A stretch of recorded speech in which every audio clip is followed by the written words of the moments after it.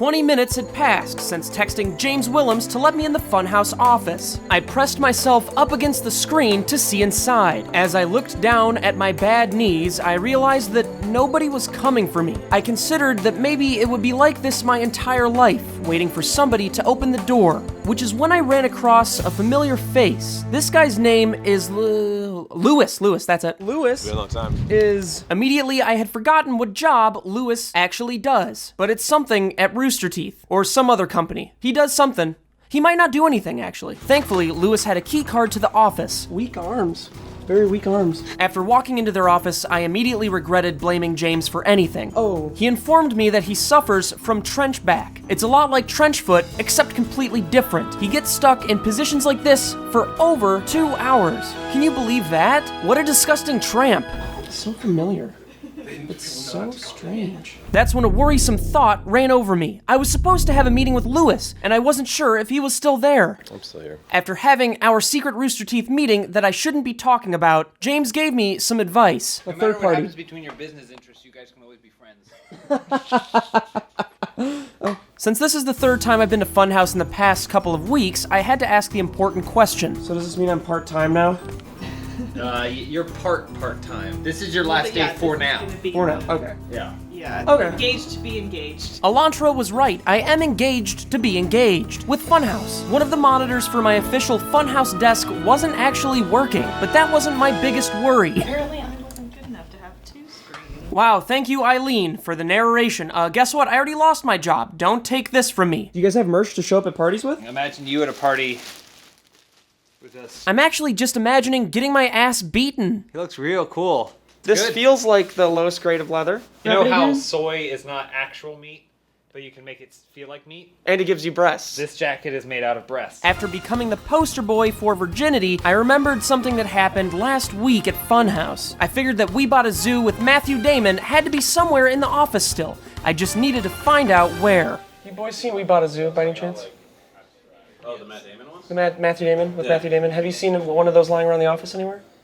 Left it. Yes. And really? I think so. No way! Dude, no! This cannot be real. I don't know if it's yours. Good call, you son of a bitch. I'm sure everybody's bringing in We Bought a Zoo by Matthew Damon. What's the chance I can take my We Bought a Zoo back with Matthew Damon? Alright, thank you, everybody. Sorry that I had to take it away.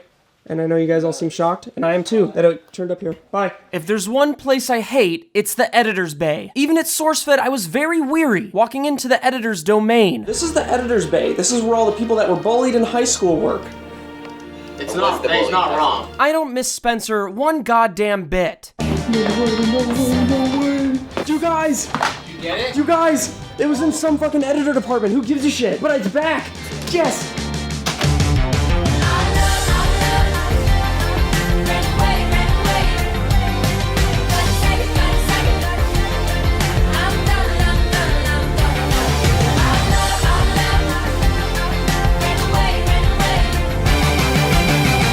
After leaving Funhaus, I had to deal with a problem. Parker's been avoiding me. Bad timing because I had something legitimately important to tell him. So I waited for him to leave his house, and I followed his car. I'll admit it was hard not to get noticed, and at certain points I really thought he did see me.